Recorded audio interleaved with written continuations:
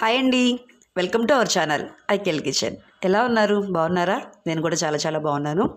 ఈరోజు వీడియో ఏంటంటే ఆల్రెడీ మీరు థంబ్నెయిల్ చూసేసారు కదండి, దొండకాయ వేపుడు అండి. ఈ దొండకాయ వేపుడులో నేను అసలు ఆ ఉల్లిపాయ అనేది అస్సలు వేయనండి, అసలు వేయకుండానే చేస్తాను. కానీ టేస్ట్ చాలా బాగుంటుంది. కొన్ని కూరలకి ఏంటంటే ఉల్లిపాయ ఉంటేనే బాగుంటాయి, కానీ ఈ దొండకాయ ఈ ఫ్రైలోకి ఉల్లిపాయ లేకపోతేనే బాగుంటుందండి. చాలా ఈజీగా సింపుల్గా అనమాట. అంటే దీనికోసం వేరే పొడులు అవి ఇవి ఏమీ వేయను అనమాట. అచ్చంగా దొండకాయతోనే ఫ్రై చేస్తాను. ఎలా చేస్తాను ఏంటి అనేది చూపిస్తాను, ఓకేనా? ఇదిగోండి, దీనికి కావాల్సిన దొండకాయలు నేనైతే కనుక చిన్న ముక్కలుగా ఇలా కట్ చేసుకున్నానండి. మీరు దీన్ని రౌండ్గా కట్ చేసుకోవచ్చు, లేదంటే పొడవు ముక్కలుగా కూడా కట్ చేసుకోవచ్చు. మీ ఇష్టం. అంటే మీకు ఎలా అయితే ఇష్టపడతారు, ఇది ఏ షేప్లో ఉంటే మీరు ఇష్టపడతారు అనేది అట్లా మీరు కట్ చేసుకోండి. ఎలా కట్ చేసుకున్నా సరే, కానీ చేసే విధానం అయితే ఇదేనండి. టేస్ట్ మాత్రం ఎక్కడికి పోదనమాట, అదే రుచి వస్తుంది, ఓకేనా? దీంట్లోకి నేను ఉల్లిపాయ అయితే తీసుకొని చెప్పాను కదా, దీనికి 2 పచ్చిమిరపకాయలు ఇలా ఘాట్లు పెట్టి 2 పచ్చిమిరపకాయలు తీసుకున్నాను. ఇదిగోండి కరివేపాకు, ఇది తాలింపులోకి అనమాట. అలాగే 2 ఎండుమిరపకాయలు. ఇది ఏంటంటే వెల్లుల్లిపాయలండి ఇవి. ఈ వెల్లుల్లిపాయలు నేను చెదక్కొట్టి తీసుకున్నాను. ఈ దొండకాయ ఫ్రైలోకి ఈ వెల్లుల్లిపాయలు చక్కగా నూనెలో వేస్తే భలే రుచి వస్తుంది. అది ఎలాగా ఏంటి అనేది చూపిస్తాను, చూసేయండి. ఇదిగోనండి, నేనైతే కనుక ఈ బాండీ లాంటిది గిన్నె పెట్టుకున్నాను. మీరు ఎట్లా అంటే కూరలు చేసేది ఉంటాయి కదా, మీకు బాండీలు కావచ్చు, ఏదైనా పెట్టుకోవచ్చు. స్టవ్ వెలిగించుకుని దీంట్లోకి కొంచెం అంతా, అంటే దొండకాయలు మగ్గాలి కాబట్టి దీనికి కొంచెం అంతా ఆయిల్ పడుతుందండి. ఇదిగోండి చూడండి, అంటే మీకు తీసుకున్న దొండకాయలను బట్టి ఆయిల్ వేసుకోండి.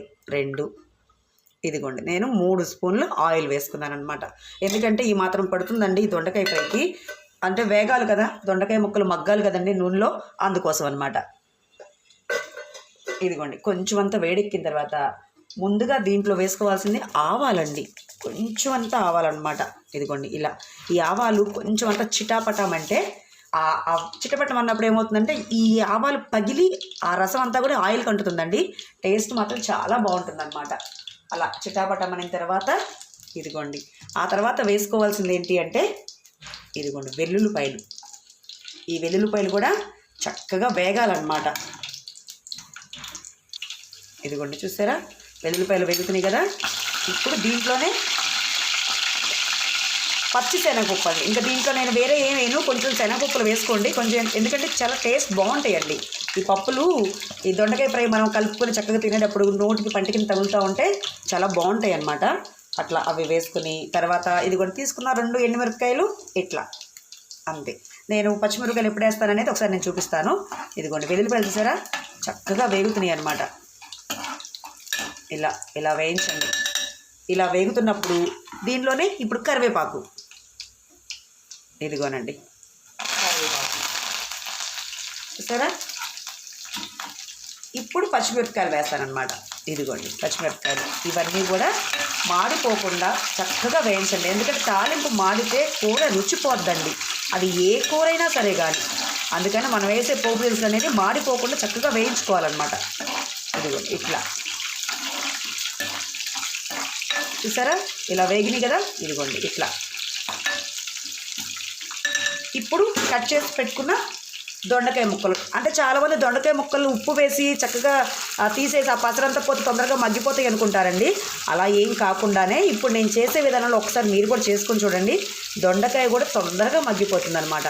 ఇదిగోండి ఇలా వేసిన తర్వాత ఇదిగోనండి పసుపు.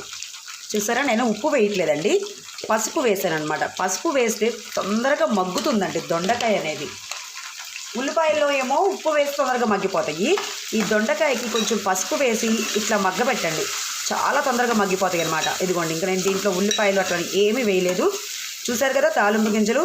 కాకపోతే దీనికి స్పెషల్ ఏంటంటే ఈ వెల్లుల్లిపాయ అనమాట. వెల్లుల్లిపాయలు ఇట్లా వేసుకుని నూనెలో వేయించిన తర్వాత దొండకాయ ముక్కలు వేసుకోండి.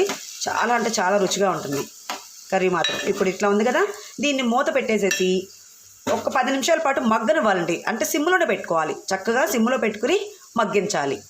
ఇదిగోనండి ఇలా మూత పెట్టేసేసి దీన్ని ఒక 10 నిమిషాల పాటు చాలా సిమ్లో పెట్టుకోండి. అంటే స్టవ్ మంట అనేది చాలా చిన్న మంట పెట్టుకుని చక్కగా మగ్గించుకోవాలన్నమాట. మగ్గిన తర్వాత ఎలా వేయించాలి అనేది నేను చూపిస్తాను, ఓకేనా? ఒక 10 నిమిషాల తర్వాత మళ్ళీ వస్తానండి. ఇదిగోనండి మనం మూత పెట్టి చక్కగా ఒక 10 నిమిషాలు అయింది కదా. ఇదిగోండి చూసారా ఎంత చక్కగా మగ్గిపోయినాయో. ఇట్లా ఎప్పుడైనా సరే కానీ దొండకాయల్లో కొంచెం అంతా పసుపు వేసి మగ్గించండి, తొందరగా మగ్గుతాయి అన్నమాట. ఇది మామూలుగా అయితే ఇంకా చాలాసేపు పడుతుంది, కానీ తొందరగా చూసారా ఇదిగోండి. మనం కట్ చేసినప్పుడు చక్కగా పెద్ద పెద్ద ముక్కలు కదా నేను కట్ చేసుకుంది, చూసారా ఇట్లా మగ్గిపోవాలన్నమాట దొండకాయ. ఇలా మగ్గిన తర్వాత ఇప్పుడు ఇంకా నేను మూత పెట్టానండి, మగ్గకోకుండా ఇంకా ఇప్పుడు వేగాలన్నమాట దొండకాయ. ఇంకా కాసేపు వేయించిన తర్వాత దీనిలో కొంచెం అంతా కారం వేస్తాను. ఇదిగోండి ఇట్లా చూసారా, ఇదిగోనండి ఇలా వేగినాయి కదా. ఇలా వేగిన తర్వాత ఇప్పుడు నేను కారం వేస్తాను అనమాట. ఇది నేను ఇప్పుడు వేసే కారం కూడా కూర కారమేనండి. ఇదిగోండి కూర కారం అనమాట. కారం మాత్రం మీరు చూసి వేసుకోండి. నేను ఆల్రెడీ పచ్చిమిరపకాయలు వేసాను, 2 ఎండుమిరపకాయలు వేసాను. ఇదిగోండి నేను వేసింది మాత్రం ఇప్పుడు ఇది చాలా చిన్న స్పూన్ అండి, ఆ స్పూన్తో స్పూన్ కారం వేసాను అనమాట. నాకైతే సరిపోతుంది. మీలో ఎవరికైనా సరే కానీ ఇంకా కొంచెం తగ్గించాలి అనుకుంటే మీరు కారం తినగలిగినంత తగ్గించి వేసుకోండి. నేను ఇప్పటి వరకు ఉప్పు మాత్రం వేయలేదండి దీంట్లో. ఇప్పుడు కారం వేసాను కదా, ఇప్పుడు ఉప్పు వేస్తానన్నమాట. ఉప్పు వేసి ఒక్క 2 నిమిషాలు అట్లా వేయించితే చాలండి, దొండకాయ వేపుడు రెడీ అయిపోతుంది. నేను గనక దీంట్లో మాత్రం ఇటువంటి పొడులు కానీ అట్లాంటివి నేనేం వేయనండి. ఒకవేళ మీకు గనక పల్లీలు పొడి కానీ, అంటే ఇప్పుడు వేరుశనగ గుళ్ళు ఉంటాయి కదా, ఆ పొడి కానీ లేదంటే కొబ్బరి పొడి కానీ ఎట్లాంటిదైనా చల్లుకోవచ్చు. కానీ ఇట్లా చేసుకుంటే ఏమవుతుంది, ఒరిజినల్ టేస్ట్ ఇలాగే ఉంటుందన్నమాట దొండకాయ ఫ్రై అనేది. ఇదిగోండి ఇది నేను ఉప్పు వేస్తున్నాను, ఇదేం జలజలమని జారదండి, ఎందుకంటే కల్లుప్పుని నేను దంచి పెడతానమాట. ఇది కల్లుప్పుని చక్కగా ఎండలో పెట్టి దంచేసేసి ఇట్లా వేసుకుంటానండి. మీకు ఇలా ఆయిల్ కొంచెం కనిపిస్తూ ఉండొచ్చు, కానీ మన స్టవ్ ఆపేసిన తర్వాత ఈ దొండకాయ ముక్కలు ఈ ఆయిల్ చక్కగా పీల్చేసుకుంటాయండి. అసలు ఆయిల్ అనేది ఏమీ ఉండదన్నమాట. ఇప్పుడు కారం వేసాను కదా, ఉప్పు వేసాను కదా, దీన్ని ఒక 2 నిమిషాల పాటు వేయిస్తాను. మూత పెట్టుకోకుండా వేయించుకోవాలన్నమాట. మళ్ళీ ఒక 2 నిమిషాల తర్వాత నేను మీకు చూపిస్తాను. ఇదిగోనండి చూసారా, కారం వేసిన తర్వాత మాత్రం ఎక్కువసేపు పట్టు పెట్టకండి. అందుకని చెప్పని మీరు ఎప్పుడు కారం వేసుకోవాలి అంటే దొండకాయలు బాగా ఫ్రై అయిపోయిన తర్వాత కారం వేసుకొని దించేసేసేయండి. ఎక్కువసేపు కారం వేసాక పెట్టారనుకోండి రంగు మారిపోతుందండి, అంటే నల్లగా వచ్చేస్తుంది అన్నమాట కారం బాగా వేగిపోయి. అందుకని చెప్పనని దించే ముందు మాత్రం కారం వేసుకోండి, ఓకేనా. ఇదిగోండి చూసారా దొండకాయ ముక్కలు ఎంత చక్కగా ఫ్రై అయిపోయినాయో. ఇంతేనండి, చాలా అంటే చాలా ఈజీ అనమాట. అసలు అంటే ఇంట్లో ఆ పొడులు కావాలి, ఈ పొడి కావాలి, అది కావాలి, ఇది కావాలి ఏమీ లేదండి. ఉల్లిపాయ లేకుండా కూడా దొండకాయ ఫ్రైని చాలా టేస్టీగా రుచిగా చేసుకోవచ్చు అనమాట.